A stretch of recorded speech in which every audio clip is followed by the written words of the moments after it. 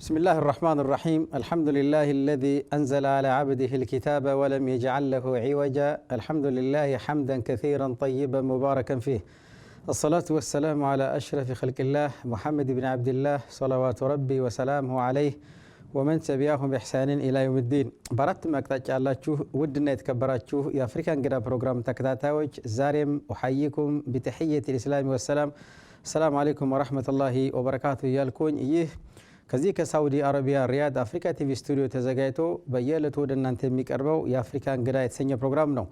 አብራችሁ የምቀየው እኔ መሐመድ አብዱራህማን አቡ አፍራን ከካሜራ በስተጀርባ ካሉ ወንድሞች ጋር በጋራ በመሆን ነው። የዛሬው የአፍሪካ እንግዳ ተጋባዥ እንግዳ አዲስ አይደሉም። በዚሁ በአፍሪካ ቲቪ መስኮት ላይ እጅግ በጣም በርካታ ፕሮግራሞች ወደ እናንተ የሚያቀርቡት እንደዚሁም ደግሞ የፈትዋ ፕሮግራሞችን ጭምር በኦሮሞኛ በአማርኛም ወደ እናንተ እያቀረቡ ያሉ ትላንትም የነበሩ ዛሬም ኢንሻአላህ ወደፊትም የሚኖሩ እንደዚሁም በመካከለኛው ምስራቅ የኢትዮጵያ እስልምና ጉዳይ ጠቅላይ ምክር ቤት መንድብ ወይም ተወካይ ሼክ ጀማል ሙሐመድ ናቸው። ኢንሻአላህ ከሳቸው ጋር 50 ደቂቃ ቆይታ ይኖረኛል። አብራችሁ እንድትሆኑ በአክብሮት ጋብዛለሁ። ባረከላሁ ፊኩም። طيب አቡ ራፊያው ሼክ ጀማል በቅድሚያ እንግዲህ አላህ Subhanahu Wa Ta'ala ፈቃድ ሆኖ የአፍሪካ ቲቪ እንግዲህ ቤቶ ነው የተለያየ ፕሮግራም ለአድማጭ ተመልካቾች ሲያቀርቡ ሰንብተዋል የፈትዋን ፕሮግራም ጨምሮ ዛሬ ደግሞ በኔ ፕሮግራም ላይ በአፍሪካ እንግዳ ፕሮግራም ላይ ተጋባዥ ለመሆን ፈቃዶ ስለሆነ ከልብ አመሰግኖታለሁ። አህለን ወሰህለን ፊኩም ሽክራን ያ ሼክ። وعليكم السلام ورحمة الله وبركاته جزاك الله خيرا وبارك الله فيك. طيب እንግዲህ አቡ ራፊ አላህ Subhanahu Wa Ta'ala ያለነው እዚህ የተከበረ ወር ላይ ነው። አላህ Subhanahu Wa Ta'ala ጾማቸውን ከተቀበላቸው ሰዎች እንዲያደርገን ለሱ ብለው ከተጠሙት ለሱ ብለው ከተራቡት ሰዎች ተርታ እንዲመድበን እንዲመዘግበን ዱዓችንን ያደረግን በውስጣችን ኢንሻአላህ ፕሮግራማችንን እንቀጥላለን። እስኪ በቅድሚያ እንደው አቡ ራፊ ሼክ ጀማል የተገናኘንበት ወቅት ረመዳን ከመሆኑ ጋር ተያይዞ እንደው ወደ ኋላ ልመልሰውትና እርሶ ያደጉበት አካባቢ የረመዳን ድባብ ምን ይመስላል? በዚህ እንጀምርና ኢንሻአላህ ቀስቀስ ይያል ደግሞ ምን አነሳቸው ጉዳዮች አሉ መቀጠል ይችላሉ። بسم الله الرحمن الرحيم والحمد لله رب العالمين وصلى الله وسلم وبارك على نبينا محمد وعلى آله وصحبه أجمعين ما بعد ውድ ወንድሞችና እህቶች ዓለም ዙሪያ ያላችሁ ተከታታዮቻችን ከሁሉ አስቀድመን አሰላሙ አለይኩም ወራህመቱላሂ ወበረካቱሁ። እንኳን አላህ ተባረከ ወተዓላ በረህመቱ በፈቃዱ በዚህ በተከበረ ወር በተከበረ ቀናትና ሌሊት ውስጥ በሰላም አገናኘን። አልহামዱሊላህ ረብል ዓለሚን። ወንድማችን መሐመድ አብዱራህማን እና ባልደረቦቹም ስለጋበዛችን እናመሰግናለን። ሹክራን ጀዛኩሙላሁ ኸይራን። አላህ Subhanahu Wa Ta'ala ዒባዳችን ሰላታችንን ጾማችንን ሁሉ ኸይር ስራችንን እንዲቀበለን እንለምነዋለን። ባረከላሁ ፊክ። ወደ ኋላ ተመልሰን ካየን የልጅነት ታሪክ ለማስታወስ ያህል እኔ ያደግኩበት የኛ ቤተሰብ ገጠር አካባቢ ነበሩ፣ አርሶ አደር ነበሩ። ከከተማ ራቅ ያለ ቦታ ምንም የስልጣኔ አይነት ይሄ ማብራት የሚባል መንገድ የሚባል ሌላም በወቅቱ ያልደረሰበት ነበር። ልጅ ህፃን ሆነን የምናስታውሰው የጾም ድባብ በአካባቢያችን የተለመደው ረመዳን አቡ ራፊ የት አካባቢውን ቢነግሩን ደስ ይለኛል። የት አካባቢ ነው አካባቢው? እኛ ማነው አሁን አርሲ ኤሌሌ የሚባል አካባቢ ነው። ኤሌሌ ወልተሂ ይባላል። ቤተሰባችን ሐረር ወደዛ መጥተው አርሲ ውስጥ ነው የተወለድነው እና አካባቢው በረመዳን ጊዜ ሰዎች ተሰብስበው ወደ መስጂድ ይገባሉ። ወንዶች ወደ መስጂድ ይመጣሉ። በተለይ ሽማግሌዎች፣ መሻይኾች፣ ኡስታዞች ልክ ረመዳን እንደገባ ሌላው ህዝብ አሽረል አዋኺር ላይ እንደሚመጣ እነሱ ደግሞ ቀደም ብለው ረመዳን እንደገባ ወደ መስጂድ የሚገቡ ብዙ ሰዎች አሉ። ቁርአን ነው የሚቀሩት። ረመዳን እና ቁርአን አይለያይም። ቁርአን በብዛት ነው የሚቀሩት። ሌሊቱን ሙሉ ወይ ማሾ ወይ ፋኑስ ተጠቅመው መስጊድ ሐልቃ እያደረጉ በቡድን ሆነው ቁርአን እየቀሩ ነው የሚያድሩት። ቀንም አብዛኞቹ ይዘው መስጊድ አካባቢ ነው የሚተኙት። አባቶች፣ ሽማግሌዎች፣ አዛውንቶች በረመዳን አንድ ነው የሚሆነው። እና አሽራ አዋክር ሲሆን ደግሞ ወጣቶች ሁሉም ህብረተሰብ ይመጣል። በቁርአን ላይ በጣም ከፍተኛ የሆነ ትኩረት ያደርጋሉ በረመዳን ውስጥ። ሐታ ሌላ ኪታብም ሌላ ዒልም ሐልቃም ሐሪማም ሁሉ ዘግተው ትተው ቁርአን ብቻ ላይ ትኩረት የሚያደርጉበትና ብዙ መስጊድ አካባቢ አብሮ ያፈጥራሉ፣ አብሮ ይበላሉ። አብሮነት፣ ወንድማማችነት በደንብ የሚታይበትና የማንም ቤት የማይዘጋ ረመዳን ውስጥ የማይዘጋበት ሰደቃ በብዛት የሚታደልበት ሁኔታ ነበረ። በጣም ደስ የሚል ነበር። ባረከላሁ ፊክ ሼክ ጀማል። طيب አሁንም ወደዛው ወደ ወጣትነት እድሜው ለመልሰውትና ማስታወስ ከተቻለ ነው ተቅሪበን እንደው በስንት ዓመት ሆነው ረመዳን መጾም የጀመሩት? ባረከላሁ ፊክ። ረመዳን ሁለት ነገር ማስታወስ ይከብደኛል። طيب ረመዳን መቼ እንደጾምኩ እንደጀመርኩና ቁርአን መቼ እንደጀመርኩ ማስታወስ ይከብደኛል። ምክንያቱም እኔ ጠየቅኩት ትክክለኛ ፐርፌክት አይደለም። እኔ ተቅሪበን 5-6 ዓመት አካባቢ ሆነን መጾም እና ከዛ በፊትም ደግሞ አንዳንድ ቀን አልፎ 2 ቀን 3 ቀን የረመዳኑ እየጾም ሙሉ በሙሉ ቢያንስ ወደ 6-7 ዓመት አካባቢ ከቤተሰቦች ጋር ረመዳን የሚጾም ነበረ።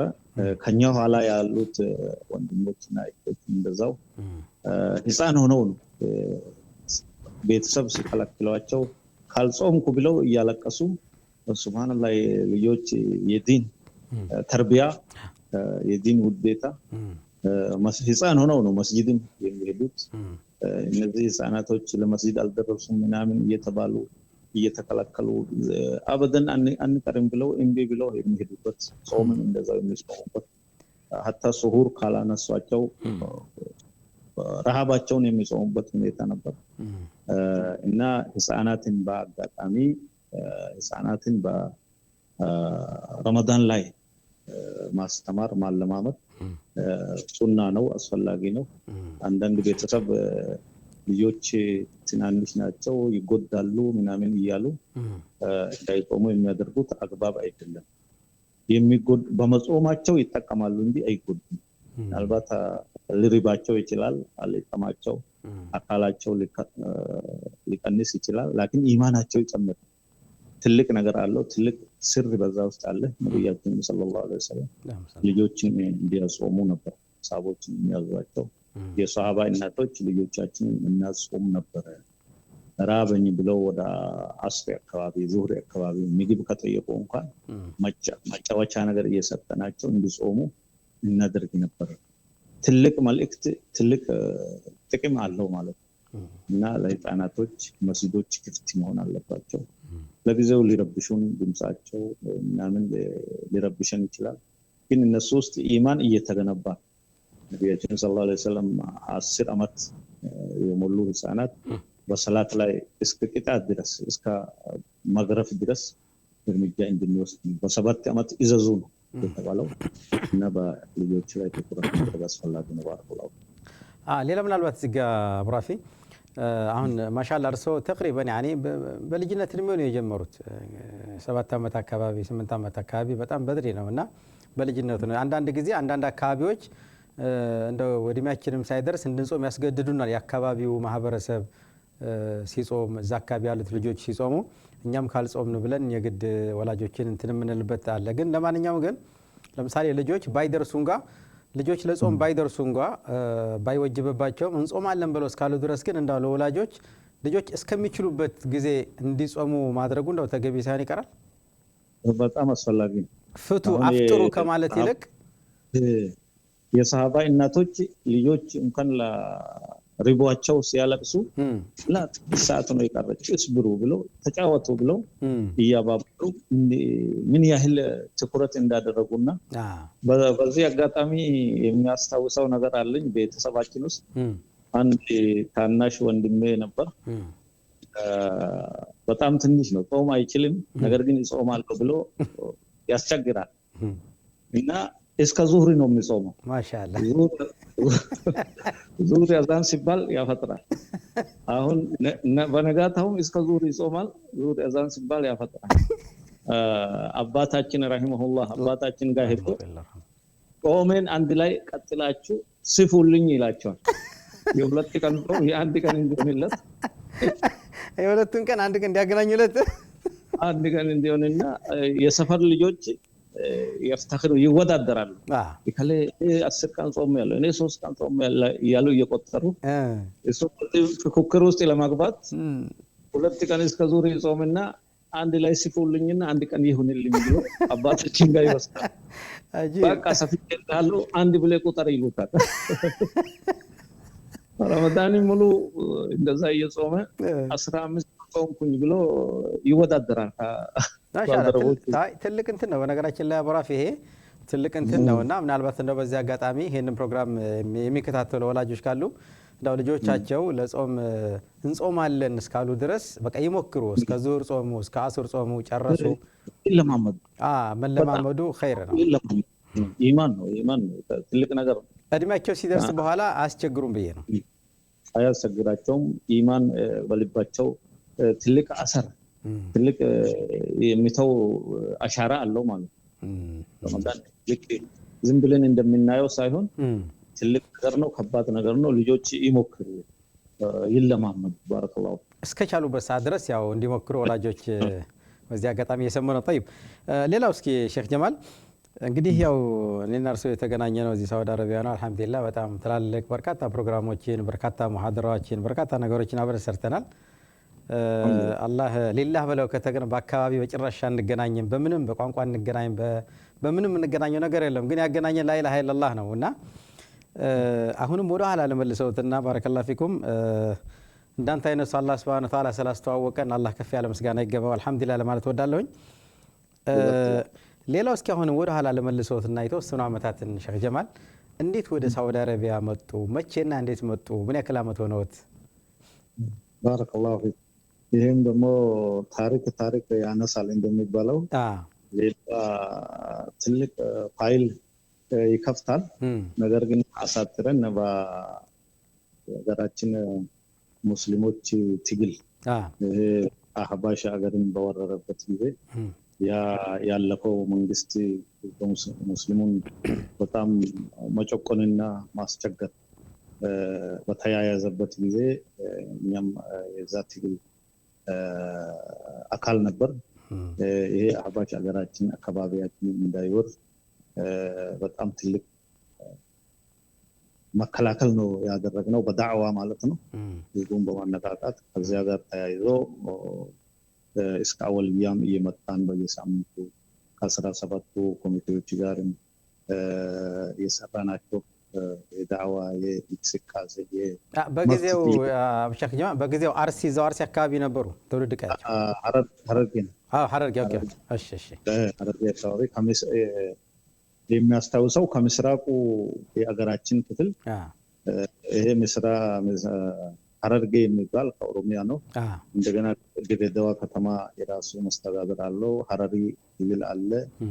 እነዚህን ሰብስበን አንድ ላይ ኮሚቴ አዋቅረን ወደ 70,000 የድጋፍ ፊርማ ለ17ቱ ኮሚቴዎች ይዘን አዲስ አበባ የፌዴራል ጉዳዮች ሚኒስቴር ከሚባል ጋር አስታውሳለሁ 5 ሰዓት ነው የተከራከረ። 10 ሰግደን ገብተን ወደ ሜክሲኮ አካባቢ ነው ያ ሚኒስቴር ጽሕፈት ቤቱ እና ከኢሻ ወደ 3 ሰዓት ነው ከምሽት የወጣ ስንከራከር 5 ሰዓት የፈጃ እኛ ህገ መንግስቱን እንደ ቁርአን እንደሚያፍዝ ሰው ህፍዝ አድርገን ነው ተዘጋጅተን ማሻአላህ አንቀጽ 27 ሃይማኖትና መንግስት አይገናኙም፣ መንግስታዊ ሃይማኖት የለም፣ ሃይማኖታዊ ጣልቃ አይገባም ብለን እንከራከራለን። እሱ ደግሞ በሌላ በኩል መጥቶ ሊያወናብደን ይፈልጋል። ያ የዛ ሊሊ ኮካ ዶክተር ሽፈራው እንደዛ ነበር ይመስለኛል። የሉቡናኖቹ ለልማት ነው የመጡት ምናምን፣ እኛ ልማት አንፈልግም፣ መብታችን ይከበር፣ ህግ ይከበር፣ እኛ ኢትዮጵያውያን ሙስሊሞች ራሳችን ኢትዮጵያውያን ብለን ተከራክረን ከዚያ ያ 70 ሺህ ፊርማውንም ሰጥተን ተመለስን። ስማችንን መዘገበ። የድሬዳዋ የሐረርም ሰዎች አሉ ነገር እና ስንመለስ ደውሎ እነዛን ሰዎች ይሰሩ አላቸው። አጂብ አሰሩን። በቃ ብዙ እንግልት ከዚህ ከ17ቱ ኮሚቴዎቻችን ባልተናነሰ መልኩ ብዙ ችግሮች፣ ብዙ አፈናዎች ሄዱ። ከዚያ ሽማግሌዎችም ቤተሰቦችም ተሰብስበው እስቲ ለተወሰነ ጊዜ ወደ ሳውዲ ብትሄዱ ብለው በዛ ሂጅራ ነው የወጣን ማለት ይቻላል። በአጥላው ተቅሪበን ያው በኢትዮጵያ ሙስሊሞች ሰላማዊ ትግል በነበረው የመብት ትግል ጋር ተያይዞ ነው ወደዚህ የወጡት። ወደዚህ የመጣ ነው በአጥላው። طيب በነገራችን ላይ በጣም በርካታ ሰዎች ነበረ፣ እንግልት፣ ብዙ ችግሮች ነበሩ። አሁን ልናነሳቸው ደስ የማይሉ በጣም ብዙ ችግር አሳልፈናል። ያ ፍሬ አፈራ። ወንድሞቻችን ደግሞ ታሰሩ፣ ተፈረደባቸው። እኛ ከሀገር ወጣን። ያ እንቅስቃሴ የሙስሊሞች መፍትሄ ብቻ ሳይሆን ለአገሪቷም መፍትሄ ሆነ ማለት ነው። ለአገሪቷም መፍትሄ ሆነ። ያ ጨቋኝ ስርዓት ሄደ። አሁን ያለው መንግስት መጣ ማለት ነው። ይሄ ሁሉ አልተነገረም እንጂ የሙስሊሞች ትግል ውጤት ነው ብንል ለአገሪቷ የተረፈው ማጋነን አይሆንም ማለት ነው።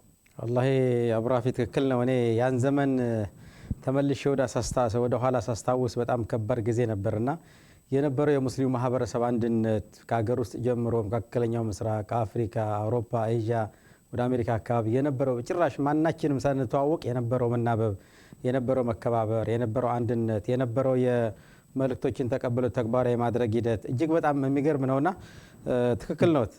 እጅግ በጣም ሰላማዊ ትግል ማለት ምን ማለት እንደሆነ በደንብ ፍንትው አድርገን ያሳየንባቸው አመታቶች ነበሩ ማለት ይቻላል። እነዛ 8 እና 9 አመታቶች አልহামዱሊላህ እጅግ በጣም የማልፉ የሚመስሉ ጊዜያቶች አልፈው ዛሬ ላይ ደርሰናል።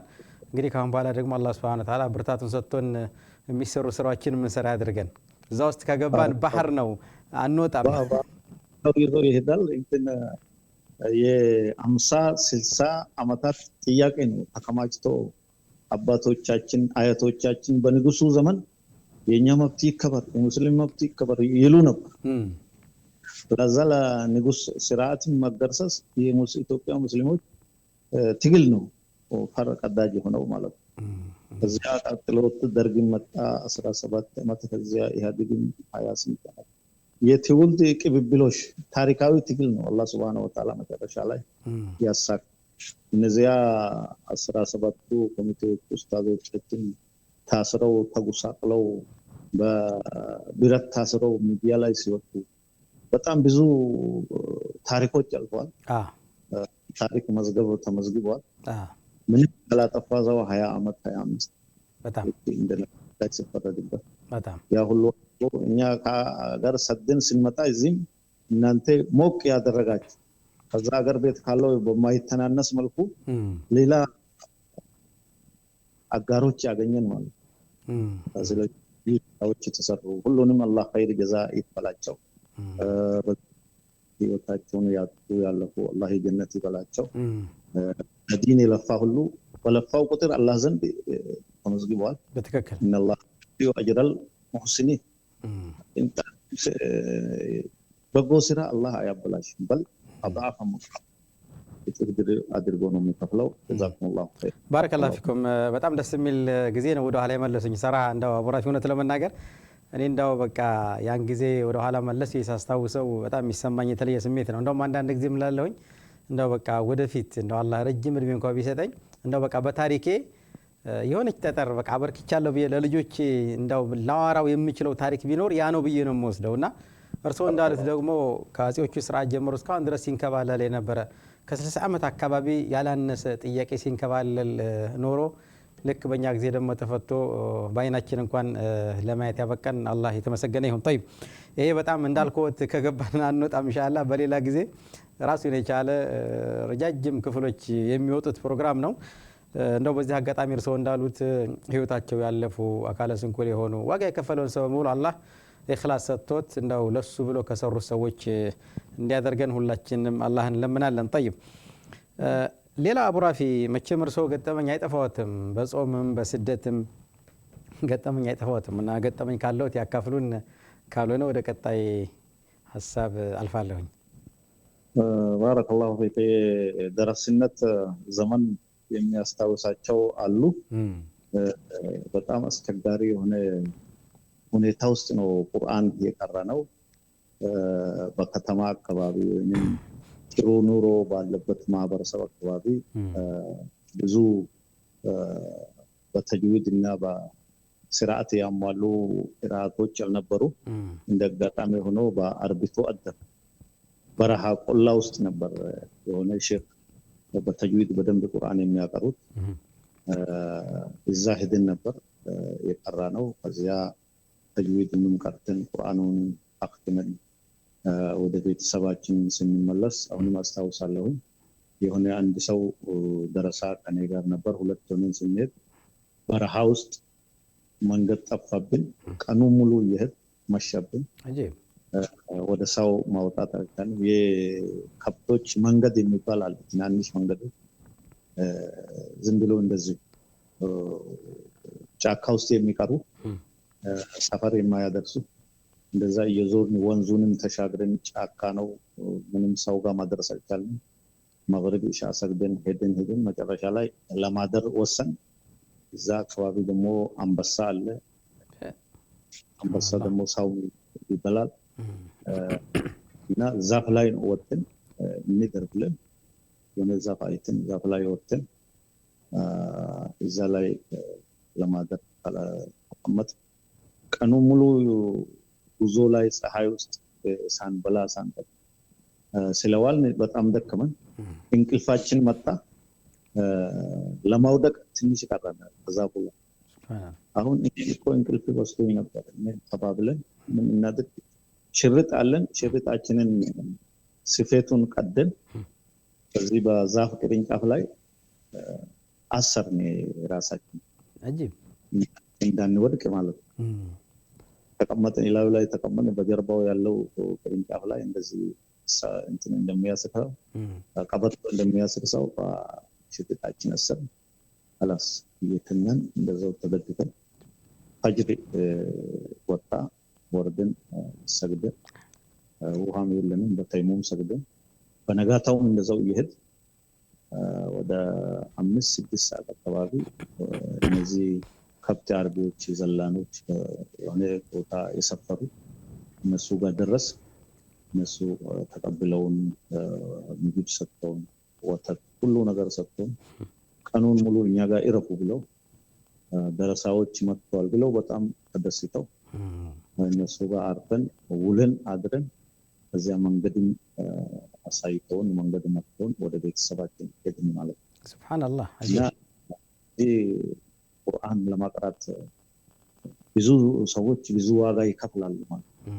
አሁን ባለንበት በቴክኖሎጂ ሰው ቤቱ ተቀምጦ በተለያዩ ሶሻል ሚዲያዎች እየቀራ በመኪና ተሳብሮ በታክሲ መስጊድ በጣም የአላህ ኒዕማ ማስታወስ ይኖርብናል ማለት ነው።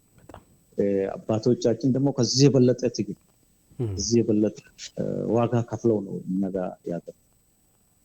ባረከላሁ ሱብሃንአላህ። ሰራውነት ለመናገር በአሁኑ ሰዓት علم ለመማር እና ቁርአን ለመቅራት ምክንያት እንደው አለ ለማለት አያስደፍርም። አቡ ራፊ በአሁኑም ኩል شيء متوفر يعني ሁሉም ነገር አለ። ሁሉም ነገር በእጃችን ነው እኛ ካልፈለግን በስተቀር እንጂ በአሁኑ ሰዓት እንትና አያቀም እንትና አታቀም የሚያስብልበት ጊዜ ላይ አይደለም ያለ ነው። እርሶ እንዳሉት ትክክል ነው። አላህ ሁሉን ነገር አግራርቶልናል በአሁኑ ሰዓት እና ሁሉም ነገር በእጃችን ነው። መማርና ማወቅ የራሳችን ጉዳይ ነው። ከጥያቄ ዝሮ የምናመልጥበት ምንም ምክንያት የለም። ኒዕማ አላህ ከኒዕማ እዚህ ሁሉ ምቾት ይጠይቀናል። እያንዳንዱ ኒዕማ ኋላ ሂሳብ ጥያቄ ምርመራ አለ አላህ ዘንድ። ስለዚህ ያለንን እድል ሁሉ ተጠቅመን ያለንን ቴክኖሎጂ ተጠቅመን ለዲን ለመማር ብዙ ሰዎች እየተጠቀሙ እየተማሩ ምንም የማያውቁ እህቶች ሀገር ወጥተው በዋትስአፕ ላይ በፌስቡክ በተለያየ ሶሻል ሚዲያ ቁርአን አክትመው ኢልም እየቀሩ ያሉ በጣም ብዙ የሆኑ እናውቃለን። ተመልሰው ዳዒያ የሆኑ እያስቀሩ ያሉ ሁሉ አሉ። አንድም ቀን ከቤታቸው ወጥተው ወደ ሌላ ቦታ ሳይሄዱ እና ይሄን ሶሻል ሚዲያ ወጣቱ ወንዱ ሴት እንዲጠቀም እና ዲን እንዲማር ሁሉ ነገር ተመቻችቷል። አደራ ለማለት እንወዳለን። ባረከላሁ ፊክ። طيب شكرا بارك الله فيكم። እስኪ ሌላ እንግዲህ አብራፊ አሁን ቀደም ብዬ መግቢያ ላይ ለመጠቃቀስ እና ለማንሳት እንደሞከርኩት የተገናኘነው ረመዳን ላይ ነው። ለዛውም አሽራ አልአዋኺር የመጨረሻዎቹ 10 ቀናቶች ውስጥ አሁን ያለነውና እኔ በጣም እንደው አንድ ነገር አስተውለው ከሆነ ኢንሻአላህ አስተውሏል ብዬ ተስፋ አደርጋለሁ። ያግዙኛል።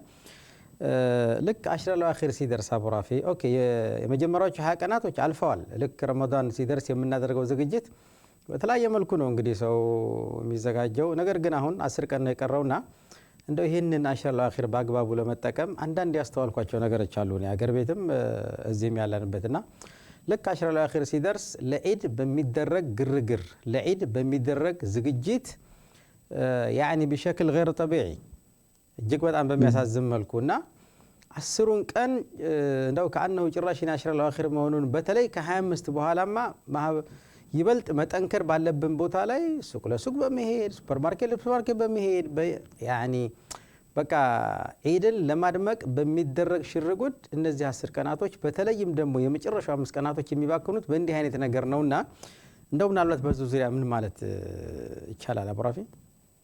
ባረከላሁ ፊክ ጀዛከላሁ ኸይራን። ያው የረመዳን ወር መድረስ ትልቅ ጸጋ ነው፣ የአላህ ኒዕማ ነው። አልሐምዱሊላህ ረብል ዓለሚን በህይወት ቆይተን አላህ እድሜ ሰጥቶን ለዚህ ትልቅ ኢባዳ ለዚህ ትልቅ እድል ማብቃታችን ትልቅ ነገር ነው። የኛ ሰው ሊያስተካክለው የሚገባ ጥሩ የሆነ ባህል ሊማድ አለው። መጀመሪያ አካባቢ ሁሉም በደስታ በሞራል ገና ረመዳን እንደገባ ወደ መስጊድ ወደ ቁርአን ወደ ኢባዳ ይወርፋሉ። ይሄ ጥሩ ነገር ነው፣ ይበል የሚያሰኝ ነው። አላህ ይቀበላቸው ይቀበላል። እና ወደ መሃል ስንደርስ ገና 20 አካባቢ ወይም 15 አካባቢ ስንደርስ ተንጠባጥቦ የመቅራት የመድከም የመሰልቸት ሐታ መሳጅዶች ያ ፉል የነበረው መስጂድ እየቀነሰ ይመጣል። ቢልአክስ በተቃራኒው መጠንከር ባለብን ሰዓት ላይ ተፈضل ሸህ ጊዜ 15 ስንደርስ ቤታቸው መቅራት ቤታቸው ሰላት መስገድ ቀሪ ማድረግ አንድ ቀን መጥቶ ሌላ ቀን ደከመኝ በሚል ይሄ ጥሩ አይደለም፣ አግባብ አይደለም፣ የተሳሳተ ልማዳችን ነው። በሁሉም አካባቢ ይታያል። በአራቱም የሀገራችን አቅጣጫዎች የሚታይ በተመሳሳይነት የሚታይ ነው። መታረም የሚገባ ነው። እያደር መጠንከር አለብን። ያለው አስተምሮ ይሄ ነው ያለው። የነቢያችን ሰለላሁ ዐለይሂ ወሰለም ትዕዛዝን የሚያሳየው በተለይ 10ሩ ከገባ የበለጠ በጣም ልዩ በሆነ ሁኔታ ጥንካሬ ማሳየት የዒባዳ ጭማሪ ማሳየት ትጋት ማሳየት ይገባናል። እናታችን አይሻ ረዲየላሁ ዐንሃ እንደዘገቡት ካነ ነብዩ ሰለላሁ ዐለይሂ ወሰለም اذا دخل العشر شد مئزره احيا ليله وايقظ اهله። ነብያችን ሰለላሁ ዐለይሂ ወሰለም 10ሩ የረመዳን ሌሊት አሽራ አልአዋኺር ከገባ የበለጠ ሽርጣቸውን ትጥቃቸውን ጠበቅ ያደርጋሉ። ቀበቷቸው የበለጠ ጠበቅ ያደርጋሉ። ሰው በደንብ ቀበቶውን ካሰረ ለትልቅ ትግል መቆሙን ነው የሚያሳየው ማለት ነው። ለትልቅ ከበድ ላለ ስራ ኃይሉን ሰብስቦ መዘጋጀቱን ነው የሚያሳየው ማለት እና ሌሊቱን ደግሞ ሙሉውን በዒባዳ ይሙሉታል። ይሄ ያደርጋሉ። ሀያዎቹን የተወሰነ ጊዜ አብዛኛውን ሰላት ይሰግዳሉ፣ ይቀራሉ፣ ዱዓ ያደርጋሉ። የተወሰነ ሰዓት ሌሊት ይተኛሉ። ሀያዎቹ ማለት 10ሩ ሲገባ ደግሞ ጠቅለል አድርገው በዒባዳ ይሞላሉ ማለት እንደገና ቤተሰብንም ይቀሰቅስ ቤተሰብ ቀስቅሰው በዒባዳ ላይ እነዚህ አስቡን ማለት ወደ መስጊድ እንዲሰማሩ ሁሉ ሶላት ላይ ተራዊህ ላይ ተሐጁድ ላይ ቁርአን እና ጥንካሬ እናድርግ ጥሩ አይደለም አንድን ወር ረዘመብኝ ብሎ ተሳክቶ ሰው ይሄ የኢማን ድክመት ነው የሚያሳይ ይበለጠ መጠንከር አለበት አሽራ አልአዋኺርን በደንብ ጠንከር ይበሉና ትልቅ አጅር ትልቅ በጣም እጥፍ ድርብ የሆነ ስራ ሰዋብ አጅር ምንዳ የሚገኝበት ስለሆነ በዚህ በአስሩ ውስጥ ለይለቱል ቀድር አለ እኛ ዝም ብለን በስንፍና ቤታችንን እያወራን ዝም ብለን እየበላን እየተጫወት እቺ ሌሊት ካለፈችን ትልቅ ኪሳራ ነው የቂያማ ቀን ቁጭት ነው የሚሆንብን ማለት ስለዚህ ለይለቱል ቀድር ኸይሩ ምን አልፍ ሸህር ሰው አንድ ሌሊት የሆነ ሸሪካ የሆነ ኩባንያ ካምፓኒ ጋር ሄዶ አንድ ሌሊት ስራና የሺህ ወር ደሞዝህን ይከፍልሃለሁ ትልቅ ነገር ይሄ አላህ ቃል ነው ሱብሃነሁ ወተዓላ ምንም ጥርጣሬ የለም አንድ ሰው በወር $1000 ደሞዝ የሚበላ ከሆነ አንድ ሌሊት ምሽት ብቻ ስራና ሺህ ወር ሚሊዮን ዶላር ይሰጣል ለው ቃል የተገባለት ሰው እንቅልፍ ሊለው አይገባም ችላ ሊለው አይገባም በዱንያ ነገር እንኳን ሆነ ማለት ስለዚህ በርትተን ለይለቱል ቀድር ለማግኘት ይሄ ጥፍ ድርብ ከ80 አመት በላይ የሆነ ስራ አጅር ሰዋብ ምንዳ በአንድ ሌሊት ለመሸለም ለማግኘት ለመሰብሰብ ጥንካሬ ያስፈልጋልና ሌላው ግን አንተ ያነሳው ኢድ ጉዳይ ደግሞ ሰው በፕሮግራም መመራት አለበት ይሄ የገበያ ጉዳይ የመሸመት ጉዳይ በጣም ችግር እየፈጠረ ነው ሰው ላይ ኢባዳ እየተረሳ ነው ልክ ረመዳን እንዳለቀ በሚያስመስል መልኩ በቃ በየምሽቱ ወደ ሱቅ መሄድ ልጆችን ሰብስቦ ወደ ልብስ መደብር ወደ ጫማ መደብር ወደ ለኢድ ዝግጅት ይሄ በጣም የተጋነነ ከልክ ያለፈ ዝግጅት አያስፈልግም በልኩ ማድረግ ያስፈልጋል ትኩረታችን በኢባዳ ላይ መሆን አለበት ረመዳንን እንዴት የሚሸኘው በምን ላይ መሆን አለበት ቀደም ብለው የኢድ ነገር ማግዛት ይችላሉ ቀን ሄደው የተወሰነ ነገር በአንድ ቀን ሁለት ቀን ላይ ከዙህር በፊት ጠዋት ሄደው ማግዛት ይችላሉ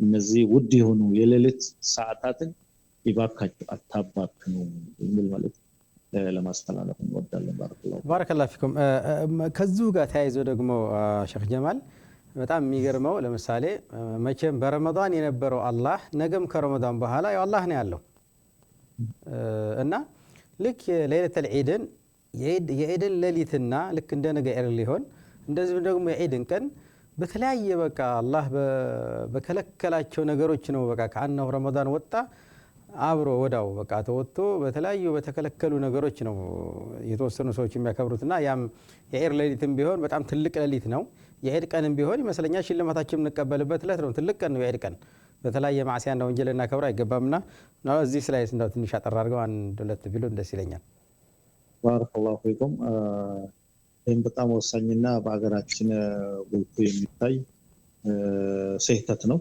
ያነሳው ነጥብ በጣም ወሳኝ ነው ሁሉም ሰው ሊታረም የሚገባ አደራ የምንላቸውና በደንብ የምናሰምርበት ጉዳይ ነው ሰው በረመዳን ተውበት ካደረገ ወደ አላህ ከተቃረበ በዛው መቀጠል አለበት የሱ ዒባዳ ራሱ ጾሙ ሶላቱ ዱዓው የቀራው ቁርአን ተቀባይነት የማግኘቱ ምልክት በዛ በዒባዳ ላይ استمرار መሆን መቀጠል መቻል አለበት علامه قبول حسنه بعد ያንድ ሰው ጥሩ ስራ በቆራ ዒባዳ ተቀባይነት አገኘ ለማለት ምልክቱ ዋናው ምልክቱ በዛ ጥሩ ስራ ላይ መቀጠል እየተነከረ እየጨመረ መሄድ መቻል አለበት ስለዚህ ረመዳን በኋላ ወደ ማዕሲያ የሚሄዱ የዒድ ሌሊት ጀምሮ በተለይ ወጣቶች አላህ ሂዳያ ይስጣቸውና ሙዚቃ የሚጀምሩ ከሆነ ዳንስ የሚጀምሩ ከሆነ ኢድን በኮንሰርት የሚያከብሩ ከሆነ ሴቶችና ወንዶች ተቀላቅለው በቃ ብዙ ጥፋቶች በተለይ በአሁኑ ዘመን በብዛት መሬት ላይ የሚታይ በጣም ጥሩ ያልሆኑ አሳዛኝ የሆኑ ክስተት ነው እና ሁላችን አላህን እንድንፈራና በረመዳን የሰራነው ይሄ ትልቅ ስራ ትልቅ ኢባዳ እንዳያበላሽብን እንዳንከስር ለፍተን ልፋታችን በዜሮ የተባዛ እንዳይሆን ጥንቃቄ ማድረግ አለብን። ዒድ የራሱ የሆነ ህግና ስርዓት አለው። ዒድ አላህን ሱብሃነሁ ወተዓላ የምናመሰግንበት ቀን ነው። ኢባዳን የሱ ኢባዳ ማሟላት በመቻላችን በሰላም በማጠናቀቃችን የደስታ ቀን ነው። የምንሸለምበት ቀን ነው። አላህን አላሁ አክበር እያል የአላህን ልዕልና የምናውጅበት ተክቢራ የምናደርግበት ቀን ነው። ተክቢራ አድርጉ። ዒድ ሌሊት ዒድ መሆኑ ከታወጀ ከተሰማ ጊዜ ጀምሮ በመስጂድ፣ በመንገድ፣ በቤት፣ በሱቅ ቦታ፣ በመኪና ውስጥ በሁሉም ቦታ ተክቢራ ማሰማት አለባቸው። የተክቢራ ድምጽ ከተማውን ማናወጥ መቻል አለበት። ሁሉም ሰው በተገኘበት የዒድ ቀን ጠዋትም እንደዛው መንገዶች ሁሉ አላሁ አክበር መኖራችንን ብዛታችንን ማሳየት መቻል አለብን። ለእርስ በርሳችን ራሱ ማሳየት መቻል አለብን። በተክቢራ ነው። የሰደቃ ቀን ነው። የመገባበዝ ቀን ነው። ሰዎች ዘመድ የሚዘይሩበት፣ አብሮ የሚበሉበት፣ አብሮ የሚጠጡበት እና ምንም ማዕሲያ ማስራት የለብንም። ባረከላሁ ፊኩም። ያው እንግዲህ ከዚህ ጋር ተያይዞ በረመዳን ስንሰራው የነበረውን ዒባዳ ከረመዳን በኋላ በዛው የምንቀጥል ከሆነ ምናልባት ረመዳናችን አላህ ለመቀበሉ ምልክት ሊሆን ይችላል አይደል? ይሄ ልክ ረመዳን እንደመጣ ወደ መስጂድ ይመጣሉ። ይሄ ጥሩ ነገር ነው፣ ይበረታታል። ልክ ረመዳን እንደወጣ ደግሞ ከመስጂድ የሚበተኑ ሰዎች ትልቅ አደጋ ውስጥ ነው፣ ትልቅ ኪሳራ ውስጥ ናቸው።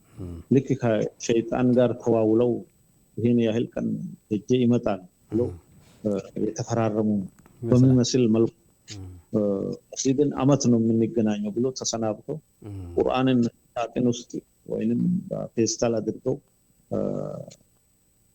የሆነ ቦታ አስቀምጠው ዚክሩንም ሰላቱንም ዱዓውንም መስጂዱንም ያጠናቀቁ በሚመስል መልኩ ሌላ ወደ ጥፋት የሚሄዱ በጣም ትልቅ ችግር ውስጥ ናቸው። ትልቅ ጥፋት ነው። ተውበት እንዲያደርጉና ይሄ ባገኙት ኢማን እንዲቀጥሉ ማበረታታ። በዚህ በኩል ደግሞ በዱዓቶች ላይ፣ በኢማሞች ላይ፣ በኡስታዞች ላይ ትልቅ ኃላፊነት አለ። ሰው መስጂድ ለቆ እንዳይሄድ እዛ ማስቀራት መቻል አለባቸው። በዳዕዋቸው የተለያየ ጥረት መደረግ አለበት። طيب እስኪ እንደው ሼክ ጀማል ምናልባት አሁን ደግሞ ማንሳት የምወደው እንግዲህ ቀደም ብዬ መግቢያ ላይ እንትን ለማለት ሞክሬያለሁኝ። የኢትዮጵያ እስልምና ጉዳይ እንግዲህ ከመጀመሪያ ረሰውም እንዳሉት ለረጅም ዓመታት ሲንከባለል የነበረው የኢትዮጵያ እስልምና ጉዳይ ጠቅላይ ምክር ቤት አልহামዱሊላህ ህጋዊ ሰውነት አግኝቶ መጅሊሱም ሁሉም አቅም በፈቀደው መልኩ እየተሰሩ ያሉ ስራዎች አሉና ለማለት ፈልጌና አሁን اللهم صل على محمد የኢትዮጵያ እስልምና ጉዳይ ጠቅላይ ምክር ቤት በየሀገራቱ በአሜሪካ፣ በአውሮፓ፣ በኤዥያ እንደዚሁም በመካከለኛው ምስራቅ ተወካዮችን መልመሉና ላኩ ባለው መሰረት እኛም እንደ መካከለኛው ምስራቅ ኦንላይን ተሰብስበን ትላልቅ ዶክተሮች የነበሩበት እንደነ ዶክተር ታጅ የመሳሰሉት እንደነ ሼክ ሙዲን ሌሎችም ትላልቅ ዑለማዎች ከተለያየ ሀገር ኦንላይን ተገናኝተን መስፈርቱን የሚያሟላ ሰው በዚህ በመካከለኛው ምስራቅ ወይም በኸሊጅ ያለው የኢትዮጵያ እስልምና ጉዳይ መንዱብ ወይም ደግሞ የኢትዮጵያ እስልምና ጉዳይ ጠቅላይ ምክር ቤት ተወካይ መርጠናል። ያ የመረጥነው ሰው ደግሞ እርስዎ ነዎትና በዚህ አጋጣሚ እንደዚህ ፕሮግራም የሚከታተሉ ሰዎች ማስገንዘብ ወዳለሁኝ ሼክ ጀማል በመካከለኛው ምስራቅ የኢትዮጵያ እስልምና ጉዳይ ጠቅላይ ምክር ቤት አረብ ዓለም ላለን ሰዎች ያው እንግዲህ ከተለያዩ ውጣ ውረድ በኋላ ሁላችንም ኦንላይን ተገናኝተን መስፈርቱን ያሟሉ ሰዎች በትላልቅ ሰው የመሻይኾች ጭምር ተመርጠዋል። በዚህ አጋጣሚ እንኳን ደስ አለዎት። ኢንሻአላህ ወደፊት የተቻለን ያክል እንሰራለን አብረነዎት። እንደ በዚህ ዙሪያ የተወሰነ ነገር ብንል ደስ ይለኛል ሼክ ጀማል። ባረከላሁ ፊክ ጀዛከላሁ ኸይረን።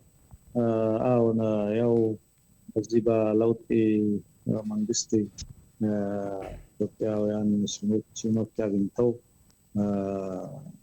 በአዋጅ በጣም ትልቁ ነገር በአዋጅ ህጋዊ ሰውነት በፓርላማ ማግኘትና ራሱን የቻለ መቆም የቻለ ድርጅት ወይም አካል ሆኖ መጅልሳችን ከብዙ አመታት በፊት ሌሎች እምነት የነበራቸውና ለ60-50 አመታት ሲጠየቅ የቆየ በአዋጅ የተመሰረተ በፓርላማ ሙሉ መብት ያገኘ ሆነ እና ከዚያ በፊት ኤንጂኦ ወይም የሆነ የበጎ አድራጊ ድርጅት በየሁለት አመቱ ፈቃድ ማሳደስ ያለበት የነበረበት በጣም የወረደ እንትን ነበር፣ ደረጃ ላይ ነበር። አሁን በሌሎች ሀገራት የወዛራ ሽኡኑል እስላማዊ ጉዳይ ሚኒስቴር ደረጃ ማለት ራሱ ያስተዳድራል፣ ራሱ ፈቃድ ይሰጣል፣ ሁሉ ነገር ይሰራል ማለት አልহামዱሊላህ ትልቅ ኒዕማ ነው። ከዚያ ቀጥሎ ደግሞ ባለፈው ምርጫም ተደርጓል። ከዚህ በፊት የመጀመሪያ ምርጫ ማለት ይቻላል ሀገራችን የመጅልስ የመጀመሪያ ምርጫ ምናልባት 4ኛ 5ኛ 7ኛ ሊባል ይችላል። ግን ሁለተኛው መሬት ላይ ያለው ሀቅ አንደኛ ምርጫ ነው ማለት ከዚህ በፊት ምርጫ አልተደረገም። እኛ ወጣቶች ሆነን ጡላበል ዒልም ሆነን ከዚያ በኋላ ብዙ ምርጫ ሲደረግ እንሰማለን። በተለይ በኢህአዴግ ዘመን አንዳንዴ ደግሞ በወረዳ ደረጃ በቀበሌ ተጣልተን እንሳተፋለን። ምንድነው የሚደረገው? የወረዳ አስተዳዳሪው ማታ ይመጣል። በተለይ ወደ ጭሮ ምዕራብ ሐረርጌ ዞን አካባቢ 2-3 ተሳትፈናል። አካባቢያችን ስለሆነ የወረዳው ዋና አስተዳዳሪ ማታ ከኢሻ በኋላ ይመጣል። ከቀበሌ የመጡ ዑለማዎችን በአንድ አዳራሽ እንዲያድሩ ያደርጋል። ስም ያነባል። አሁን የወረዳ አስተዳዳሪውንም ሁሉንም አስታውሳለሁ፣ በስም መጥቀስ ይችላል። ከሌ ለኦሮሚያ እንዲሄዱ መርጠናል፣ ተሰይሟል።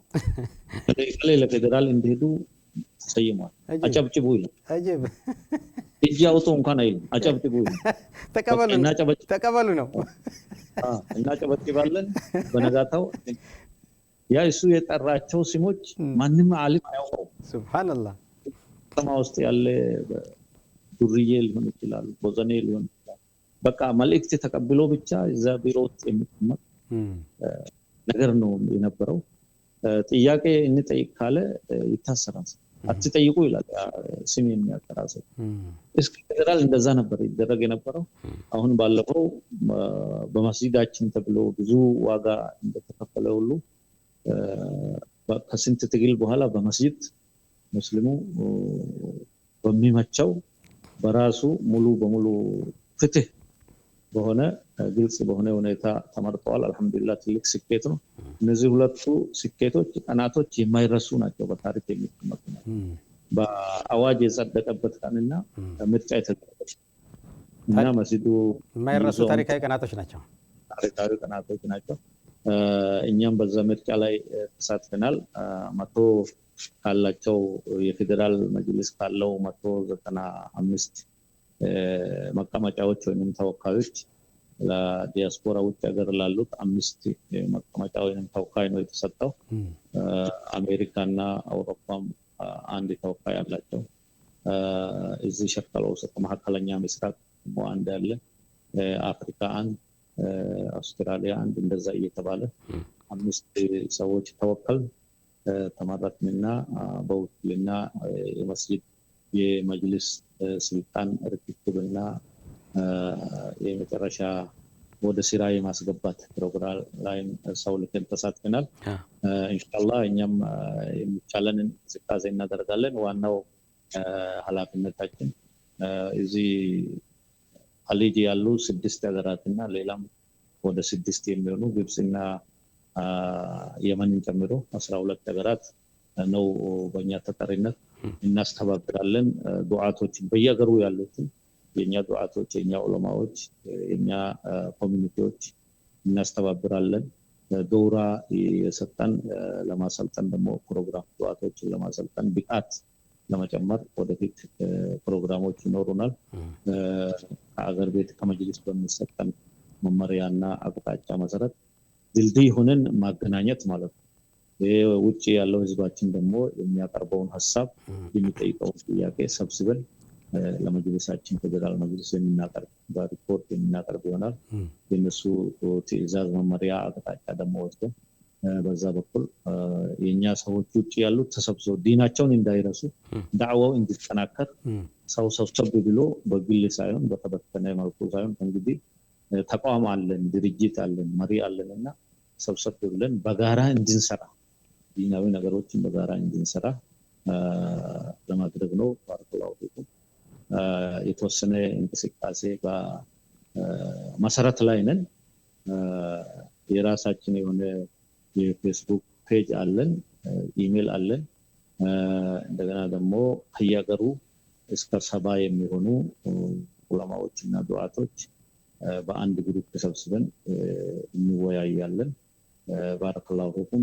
ወደፊት ብዙ የሚሰራቸው ስራዎች ይኖራሉ ኢንሻአላህ። ባረከላሁ ፊክ። ያው እንግዲህ ምናልባት ያው ከነካካና አይቀር ቀደም ሲል አንድ ድምጽ መካከለኛ ምስራቅ አንድ ድምጽ አይበቃንም የሚል ሀሳብ ተነስቷል። እንግዲህ ምናልባት ይህንን ፕሮግራም የሚሰሙ የኢትዮጵያ ሱና ጉዳይ ጠቅላይ ምክር ቤት ኃላፊዎቻችን ያው ድምጽ እንዲጨምሩልን ነው ኢንሻአላህ እንጠይቃለን። ጠይቀላን አሁን መሰረት መጣልና ጀመር ምልክት አድርጎ መጀመር ነው። በሚቀጥለው ምናልባት በየሀገሩ አንዳንድ ድምጽ ሊሰጥ በሚችልበት ሁኔታ ላይ እንኳን በሰፊው የሚሰራበት ይሆናል። ሁሉ ነገር ይስተካከላል። ተስፋ የሚሰጥ ነው ኢንሻአላህ። ባረከላሁ ፊኩም። አብራፊኛም ኢንሻአላህ ከጎናችሁ ነን። ከዛም ከሀገር ቤት ከመጅሊስ አካባቢ የሚመጣውንም እንትን ያው በደንብና በስርዓቱ መሰረት ኢንሻአላህ በጣም ማለት ስንታገልንበት የነበረው ነገር ስለሆነ ወደ መሬት ለማውረድ እነሱን ለማገዝ በዛ አጋጣሚኛ ዝግጁ ነን። በየትኛውም እንትን እነሱን አላህ Subhanahu Wa Ta'ala ብርታቱንና ጽናቱን ይስጣቸው ነው የምለው። ምናልባት እንግዲህ ሼክ ጀማል ሰዓት እየተጠናቀቀ ነው። ሰዓት እየተጠናቀቀ ስለሆነ ወደ ኺታም እየሄድን ነው። የመጨረሻ የማነሳው ግን ለምሳሌ ቂያም ሌሊል በነገራችን ላይ በአሽረል አኺር ብቻ አይደለም ያለው ከዛም በኋላ አለና እዛም ላይ እንደዚሁ ምናልባት ረመዳን ከወጣ በኋላ በቂያም ሌሊል መበርታት አለብን። ልክ አሽረል አኺር ሲወጣ የምንተወከን እሱም እንትን ነውና ኢንሻአላህ እስኪ እሱን ለማስተዋወስ ፈልጌ ነው። ባረከላሁ ፊኩም። በተረፈ ሰዓት እየተጠናቀቀ ስለሆነ እስኪ ማጠቃለያ ሀሳብ ማስተካከያ ወይም ደግሞ እኔ የዘነጋሁት ሀሳብ ካለ እሱን ጨምሩ። ማመስገን የሚፈልጉትም አካል ካለ እሱን ጨምሩና እንሰነባበታለን። ባረከላሁ ፊኩም። ጀዛከላሁ ኸይር። ሁሉም ዒባዳዎች እንደአጠቃላይ ረመዳን በኋላ መተው የለብንም። ይሄ ተራዊህ የምንሰግደው ተራዊህ ረመዳን ሲወጣ ደግሞ ቂያሙል ሌይል ነው። ያው ስሙ ነው እንጂ አንድ ነው። 11 ረካዓ ከኢሻ በኋላ እስከ ፈጅር ድረስ በዚህ መካከል ሌሊት መስገድ ነው። የቻለ ሰው 11 ሙሉውን ቢሰግድ በጣም የተመረጠ ነው። ምናልባት ሙሉ የማይችል ወይም ከስራ ድካም ከሆነ 9 7 5 3 እንደዚሁ ተጋማሽ እያደረገ መስገድ ይችላል። ወቅቱ ደግሞ ከኢሻ በኋላ እስከ ፈጅር አዛን ነው። የቻለ ሰው ተኝቶ 1/3 ሌሊት ሲቀር ቢነሳ ይመረጣል። ስራው ከባድ ይሆንና ለፈጅር እንጂ መነሳት የማይችል ሰው ደግሞ ገና ኢሻ እንደሰገደ ማታውኑ የራሱን ውትር ወይም ቂያም ሌሊል መስገድ ይችላል። ስለዚህ መተው የለብንም። ጾምንም መተው ረመዳን የግዴታ ፈርድ የሆነው ብቻ ነው እንጂ ያበቃው ጾሞች የሱና ጾሞች አሉ። ሰኞ፣ ሐሙስ፣ የአረፋ፣ የአሹራ፣ የ13 14 15 አያመል ቢድ የምንላቸው ጾሞች አሉና ጾሙንም እንዳንረሳ።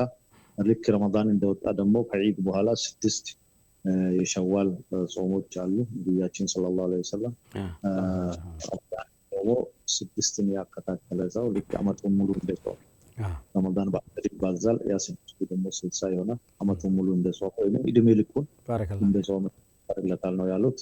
ባረከላሁ ፊኩም። ሁሉንም ኢባዳዎች ቁርአንንም ሰደቃውንም ሁሉንም አጠንክረን መቀጠል ይኖርብናል እንዳትረሱ እንላለን። በመጨረሻ የምንለው ነጥብ ቢኖር በትምህርት ዙሪያ ሰው ዲኑን እንዲማር በተለይ ውጪ የወጣ ሰው ደግሞ ልክ ለዱንያ እንደሚያስብ ሁሉ ለዲኑ ማሰብ አለበት። አገር ቤት ያሉ ቢሆኑ ዲናችን መማር አለብን፣ ማወቅ አለብን። ልጆች ብቻ መታው የለበትም። አዋቂዎችም አባቶችም እናቶችም ቁርአን ይቅሩ፣ የማያውቁት ከሆኑ መማር ይጀምሩ። ይሄ ሶሻል ሚዲያ ወጣቶች ደግሞ ወደ መጥፎ ነገር ወደ ማዕሲያ ሳይሆን ዲኑን በመማር በዒባዳ ላይ የሚጠቀሙበት። በዚህ አጋጣሚ አንድ የኛ ዌብሳይት አለ ኢስላም ሃውስ የሚባል ሰው ጎግል ላይ ገብቶ ኢስላም ሃውስ ብሎ ከጻፈ ያ ዌብሳይት ይወጣል። 114 የዓለም ቋንቋዎች ይገኛሉ፣ በሊስት ላይ ይገኛሉ። የራሳችን ቋንቋ መርጦ አማርኛ፣ ኦሮምኛ፣ ሶማሊኛ፣ አፋርኛ፣ ሌሎች በጣም ሙሉ የሆነ ዒልም እዛ ውስጥ ያገኛል። በቪዲዮ አለ፣ በድምጽ ብቻ አለ፣ በመጽሐፍ አለ፣ ፖስተሮች አሉ። በጣም ብዙ ይሁን ተፍሲር ለምሳሌ የሼክ አህመድ ሙስጠፋን ሰዒድ አህመድ ሙስጠፋ ሙሉ ተፍሲር ከዛው ያገኛል። እንደዚህ ኢንሻአላህ ዌብሳይቱን የጎብኙት ይሄም ዌብሳይት ተጠቀሙ። ሌላ ደግሞ ሙሉ መድረሳ መነሰታ የሚል አለ። ምናልባት በአፍሪካ ቲቪ ፔጅ ላይ ፌስቡክ ላይ እንጽፋለን። እንደገና ደግሞ ይሄ የአፍሪካ አካዳሚ ራሱ ትልቅ ብዙ ስራ እየሰራ ነው። መማር ያስፈልጋል። ሰው ተመዝግቦ ገብቶ በነፃ ነው፣ ምንም አይከፍልም። እንዲማሩ አደራ እንላለን። ለትምህርት የእስላማዊ ትምህርት እውቀት ለሸሪዓ ትምህርት ትኩረት እንስጥ፣ በጨለማ እንዳንቀመጥ። ሁኔታው ተመቻችተዋል እና ይህን ቴክኖሎጂ ለዲናችን እንገለገልበት እንላለን። ሁላችንም አላህ ጾማችንን፣ ሰላታችንን፣ ዘካታችንን ይቀበላል። ለዓመት ለረመዳን የሚበቁ አላህ ያድርገን። ربنا تقبل منا انك انت السميع العليم وتب علينا انك انت التواب الرحيم. هذا والله اعلم وصلى الله وسلم وبارك على نبينا محمد وعلى اله وصحبه اجمعين. طيب بارك الله فيكم ሼክ ጀማል መሐመድ፣ በጣም ማመሰግነው። ክብራትና ክብራን የአፍሪካ እንግዳ ፕሮግራም ተከታታዮች ስትከታተሉት የነበረው የነበሩት የዛሬው እንግዳዬ በመካከለኛው ምስራቅ የኢትዮጵያ እስልምና ጉዳይ ጠቅላይ ምክር ቤት መንዱብ ወይም ተወካያችን ናቸው። ከእሳቸው ከሼክ ጀማል መሐመድ ጋር የነበረኝ ቆይታ ይህን ይመስል ነበር። አብሬያቸው የነበርኩት መሐመድ አብዱራህማን አቡ አፍናን ነኝ። ነገ በሌላ እንግዳ በሌላ ርዕስ እስከምንገናኝ አስተውዲኩሙላህ። ወሰላሙ አለይኩም ወራህመቱላሂ ወበረካቱ።